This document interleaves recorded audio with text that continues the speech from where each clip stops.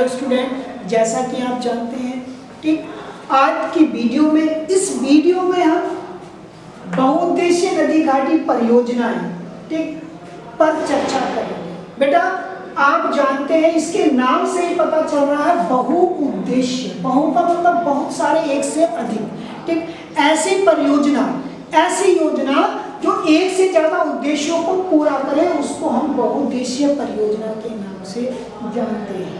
बेटा अपने जीवन में हम लोग मोबाइल का उपयोग कर रहे हैं, तो मोबाइल भी एक बहुउद्देशीय है, एक से ज्यादा उद्देश्यों को पूरा करती है। कैसे करती है, आप उसके जो परिणाम है उससे परिचित है। हम लोग मोबाइल का उपयोग, ठीक, क्या करते हैं, फोन करने, फोन सुनने, मैसेज भेजने, लाइट जलाने, ठीक, और बहुत सारी आर्थिक क्रियाओं में हम लोग क्या करते हैं, उसका उपयोग करते हैं।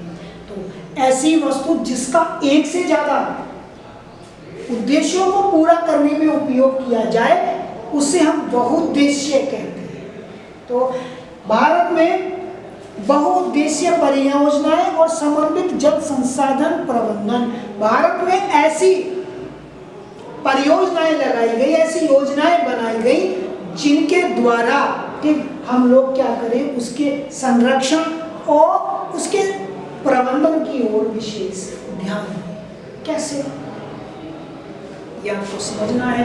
हम जल संसाधन का संरक्षण और प्रबंधन कैसे करें, कैसे उसको बचाएं, कैसे उसका रखरखाव करें, कैसे उसको लंबे समय तक क्या करना है, अलवणीय बनाए रखना है।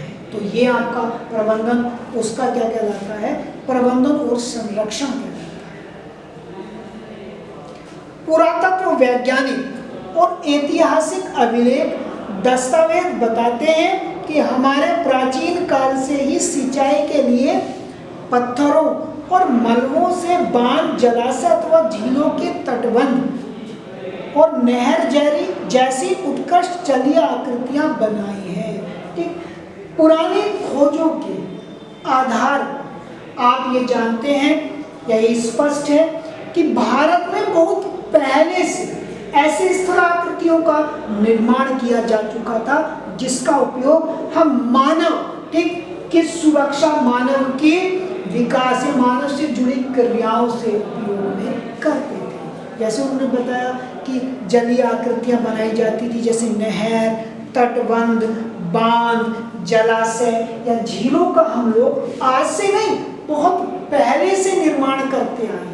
उसका उद्देश्य यही था कि हम लोग जल संरक्षण करें, उसका प्रबंधन करें। ठीक, यदि हम क्या करेंगे, वर्षा के जल को किसी एक जगह पर इकट्ठा कर लेंगे तो वो उसका प्रबंधन होगा, क्योंकि अगर हमने उसको इकट्ठा नहीं किया तो वो सतह पर ऐसे ही बहकर क्या हो जाएगा, बेकार हो जाएगा। यदि हम उसको इकट्ठा करेंगे तो हम उसका उपयोग किसी ना किसी कार्य में कर सकते हैं, जैसे घर की किसी आवश्यकता में या सिंचाई करने में। तो ये प्रबंधन और ये संरक्षण कहलाता है। और बहुत पहले से, ठीक, मानव भारत की जो संस्कृति है, इसको ध्यान रखे हुए, इसको अपनाए हुए हैं। भारत में कुछ ऐसे उदाहरण भी दिए गए हैं जो इस बात को, इस प्रमाण को स्पष्ट करते हैं। ऐसे उदाहरण, ऐसे चीजें आपको देखने को मिलेंगी जिनका निर्माण आज से सदियों पहले किया गया है, बहुत पहले उसको बनाया गया है।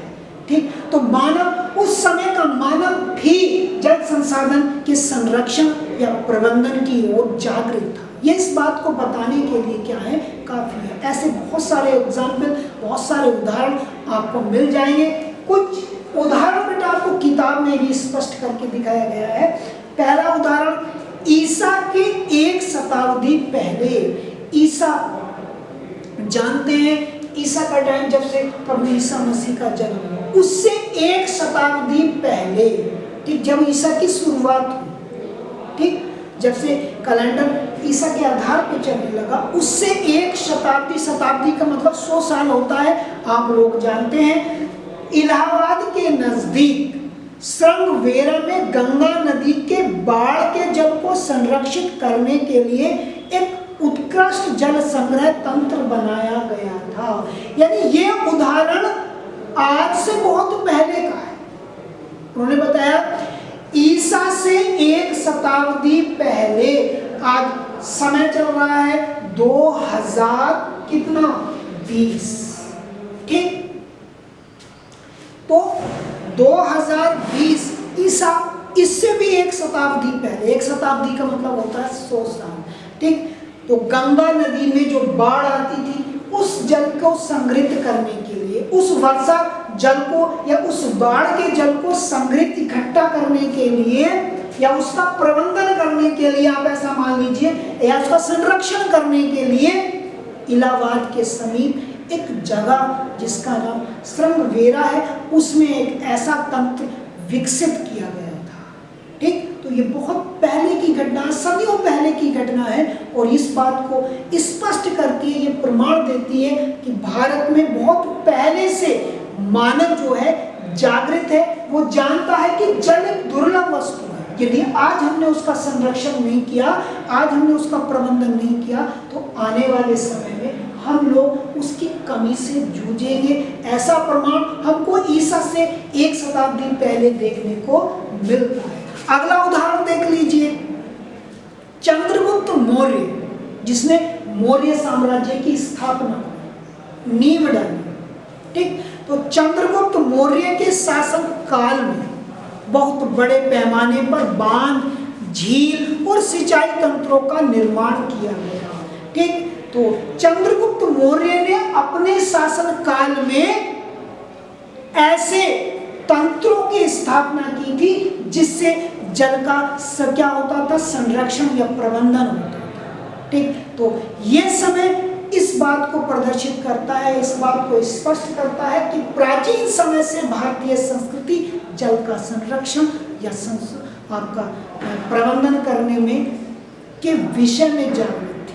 और एक एग्जाम, कलिंग उड़ीसा, कलिंग इतिहास में बहुत इंपॉर्टेंट है, राजा अशोक, ठीक, इसे अशोक महान के नाम से भी जाना जाता है। उनका हृदय परिवर्तन इसी युद्ध के बाद, कलिंग युद्ध के बाद क्या हुआ था, परिवर्तन हुआ था, और उन्होंने फिर भविष्य में कभी युद्ध न लड़ने की क्या ली थी, शपथ ली थी।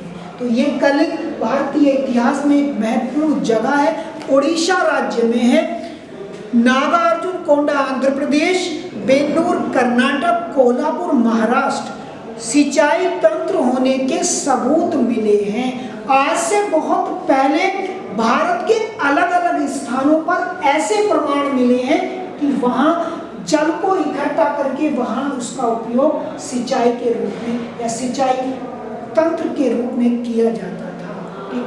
कलिंग में मिले हैं, आंध्र प्रदेश में मिले हैं, ठीक, महाराष्ट्र में मिले हैं, और साथ ही साथ कर्नाटक में भी मिले हैं। इस बात के प्रमाण मिले हैं जो ये बात स्पष्ट करते हैं। एक और उदाहरण, अपने समय की सबसे बड़ी कृत्रिम झील, झील का मतलब जहां पर पानी इकट्ठा होता है, ठीक। तो झील 2 प्रकार की होती है, एक तो उसको एक प्राकृतिक होती है जिसको प्रकृति बनाती है, एक कृत्रिम होती है जिसको मानव बनाता है, ठीक। तो भारत में जो कृत्रिम, जो मानव द्वारा बनाई गई झीलें हैं, जिनकी उनमें से एक झील कहाँ, भोपाल में है। भोपाल राज्य में एक मानव निर्मित झील है जिसका निर्माण 11वीं शताब्दी में किया गया।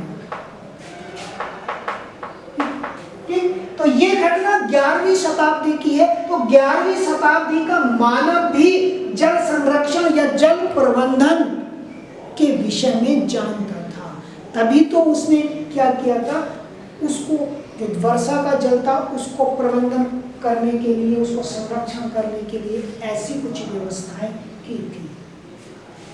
ये तो 11वीं शताब्दी की घटना थी। एक और प्रमाण आपकी बुक में दिया गया है कि 14वीं शताब्दी में इल्तुतमिश ने दिल्ली में सीरी फोर्ट क्षेत्र पर जल की सप्लाई के लिए हौज खास, एक विशिष्ट प्रकार का तालाब, हौज खास किसने बनवाया था, इल्तुतमिश ने बनाया था। सीरी फोर्ट दिल्ली में किले में उसने ऐसे तालाब